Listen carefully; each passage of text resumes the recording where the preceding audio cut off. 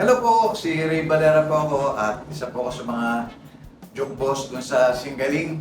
Kaya mga Gen Z dyan, huwag yung magalit ako, mamadarig. Panguhula lang ako. Okay? Subok! Okay, go! Sa amin, ibig sabihin niya comeback. Pero ngayon, ibig sabihin niya, you're the man. Hindi ko alam, pero manguhula ako sa risk na yan. Ibig sabihin siguro niyan social. Gano'n, parang hula lang yan. Ang alam ko dyan email ko lang. Walang capital letter. Tsaka walang kahit ano. Ang dali-dali dyan. Kanta, ibig sabihin. Okay. SIM? Okay, ibig sabihin niyan, wala kang SIM card.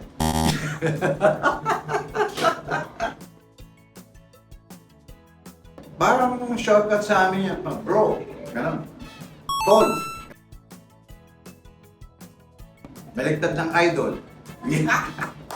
Sisiw. Ibig sabihin, wala akong pakialam. I don't care. Yak! Nakakatsama ako na. Sheesh! Gano'n. Yan yung ayaw ko sabihin Okay, nanggaling sa salitang bading. Ibig sabihin, ano lang, keme-keme, gano'n. Not really true. Tama ba? Tama po. Yo!